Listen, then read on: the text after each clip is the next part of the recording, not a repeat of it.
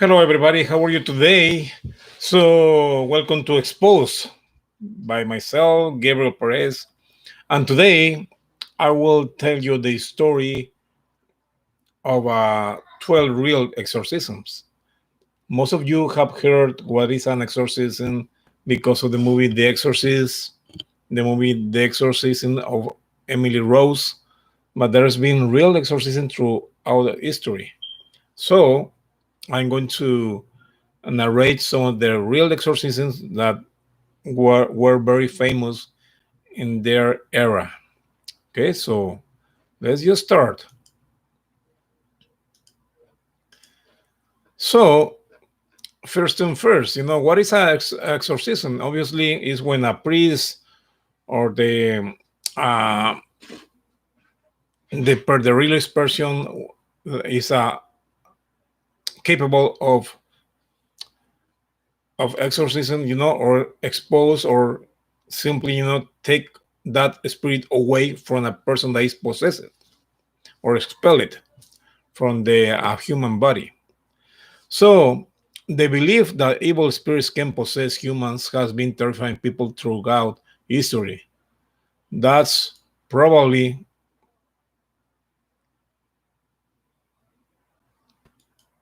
that's probably why the history of exorcism is literally with horror histories such as this. So we can start, about really how this start, real famous exorcisms. So, exorcism a tale as old as time. Most people may not know what it's actually like to be an exorcist. Exorcism came to everyone's attention with the release of the 1973 film The Exorcist, which was based on the book The Exorcist by William Peter Blatty. The author drew from the real life exorcism of Roland Doe. More details to follow, but exorcism has been part of virtually every religion throughout recorded history. Ancient Babylonian priests performed exorcism via voodoo, like the rite. Ancient Persians were saved from demonic possession via holy water, and the Bible recounts many times when Jesus Christ cast out demons from people believed to be possessed. These are the spookiest ghost histories from each state. 1778. Let's start. The Exorcism of George Lukins. In 1778, the English tailor George Lukins was behaving oddly, speaking in strange voices, making inhuman noises, and singing hymns backward. In a ceremony held in Bristol's Temple Church, seven priests commanded the demons who apparently taken over Lukins' soul to leave. Once and for all, when the ceremony was over, Lukins recite the Lord's Prayer and thank the priest. It was one of the few recorded exorcisms with a happy ending. For more scares, check out the scariest movies of all time. 1842, Gottliebin Ditus. In 1842, German villages noticed strange goings on at home of a 20-year-old woman named Gottliebin Ditus. Ditus claimed that her house was haunted as soon as began sleeping in and out of what others prescribed as a strange states. But it was only when a religious pastor commenced an exorcism that things went truly nuts. Titus became violent, requiring physical restraints for 2 torturous years, during which the pastor performed various exorcisms. Right, Titus vomited glass, nails, and blood, of course. Finally, Titus informed everyone that the demons were gone and stated that Jesus is victor. These real life ghost stories will give you the chills. And this is very interesting, very interesting.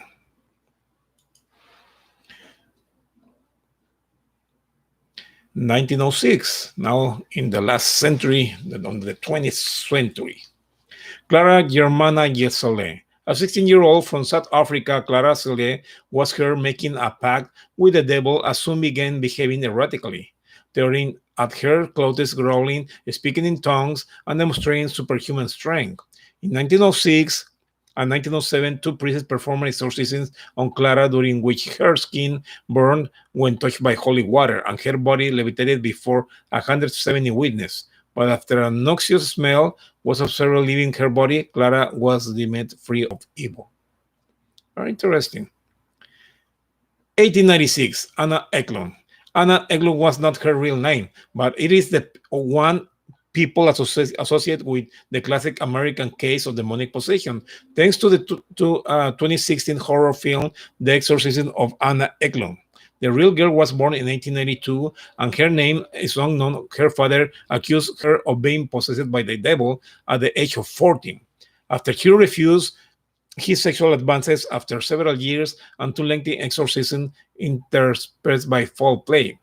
Thanks to Anna's father lover, a woman named Mina, who practiced black magic and introduced another demonic possession, Anna was finally she was freed of her demons in December 1928. Read the scariest books of all time. 1949, Roland Doe. This is the case that he was performing an exorcism, and William Peter Blatty that wrote the book The Exorcist, and after that he made the film with William Friedkin. This is a real story which was based on this movie 1973, The Exorcist. Okay, this 13-year-old boy in the records of the case, his name was changed to Roland Doe to protect his privacy, was mourning the loss of beloved aunt when he began seeing and hearing strange things.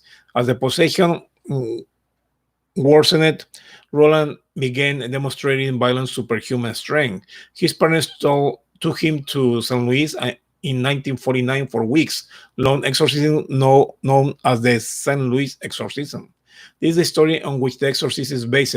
Roland screamed, cursed, and attacked his exorcist until a miracle, according to the exorcist, finally led Roland out of his trance, like the simple, the boy's simple state that he's gone. Find out what the director of The Exorcist saw when he witnessed an exorcism in Italy.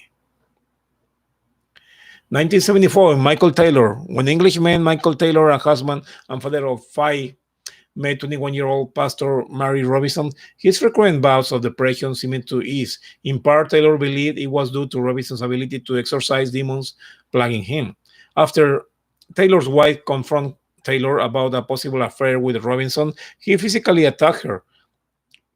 This led to an actual exorcism by two ministers that took place on October 5th, 1974. Michael had seizures, spit, and beat the exorcist and screamed in tongues. The next day, he brutally murdered his wife. He wasn't convicted, however, because of the defense argument that the exorcism had made him insane. Whoa, that's unbelievable. 1976, Annalise Michel. The Exorcism of Annalise Michel by Felicitas D. Goodman relates a tragic story from Germany. It's also the basis of the 2005 horror film The Exorcism of Emily Rose. Like Michael Taylor's exorcism, Annalise's story also ended in murder. Only it was Annalise who was murdered. The German woman's demonic possession was actually an undiagnosed brain disorder, possibly epilepsy, schizophrenia, or both. But being a religious young woman, Annalise welcomed exorcism to help cure her. After 67 attempts, each unsurprisingly unsuccessful, the 23-year-old succumbed to starvation. Two of her priests were convicted of homicide. No one can explain these haunted house mysteries. Oh. 1990, The Exorcism of Gina. In 1990, Reverend James Lebar oversaw three exorcisms, all sanctioned by the Archbishop of New York, Cardinal John D. O'Connor, and the Vatican. One of them, the exorcism of a Florida teenager named Gina, was televised on the ABC network in 1991. Newsweek described the ceremony, which was accompanied by medieval-style music, a little more than the gratuitous torment of a deeply disturbed young girl.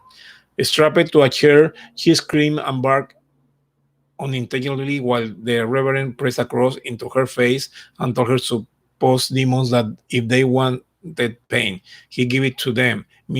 Meaning, of course, the helpless Gina. Ultimately, it was antipsychotic drugs that gave Gina relief. Check out creepy urban legends that turned out to be true. 2003, Terence Cottrell. In 2003, an autistic 8-year-old boy named Terence Cottrell was killed during a prayer service that was intended to drive out the evil spirits, supposedly causing his condition. The official cause of death is mechanical asphyxia due to external chest compression.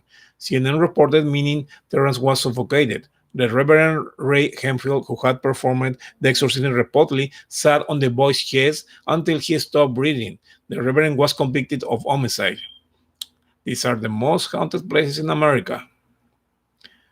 2005, Marisica Irini Cornisi. Romanian nun Marisica Irini Cornisi was 23 when she began hearing voices. She thought it was the devil talking to her, although she was treated for schizophrenia. She relapsed and was then subject to an exorcism, bound to a cross, gagged with a towel, and left in a dark convent room for 3 days without food and water. Coincided died of suffocation and dehydration. According to CBS coverage of the case, here are 25 spooky photos that will give you chills. Oh my God. We'll show it to you later on. 2010, Christy Bamu. On Christmas Day 2010, a 15-year-old Christy Bamu was beaten and drowned in a bathtub in London by his sisters and her friend in an attempt to exorcise evil spirits from the boy, according to the BBC. Originally from the Republic of Congo, the pair tortured the boy with knives, sticks, metal bars, and hammer, and heels until He began to die. The pair were convicted of the boy's murder, and these true stories from the most haunted forest in the world will give you nightmares. 2015, The Exorcism of Laura. If you two exorcism were a thing of the past, guess again. In Argentina, church official film an exorcism of a 22-year-old woman named Laura by Bishop Manuel Acuna. Laura writes, bangs her head, and screams profanity. Supposedly, the exorcism ends well as the evil spirits leave Laura, and the bishop makes the sign of the cross over her. If you want to read first-hand accounts of exorcism, check out Interview with an Exorcist, a book about Father Jose Antonio Fortrea. Don't miss the 11 creepy things that actually happened on Halloween. Well, if you see, these are still, exorcism around the world. Obviously, some of them, there is people that have, mental illness like schizophrenia, paranoia, bipolar depression, and obviously, could be that maybe many of these people only has this mental illness. But it's been rumored that probably some of the demons or the devil will take advantage of people that has a mental illness, and probably because of their mental state can happen this type of things. So we're going to talk again about the movie The Exorcist, 1973, and like I said, is is probably still the best horror movie of all time. A lot of stuff happens. It took more than a year to shoot the movie, and there was some deaths, like the cameraman baby die.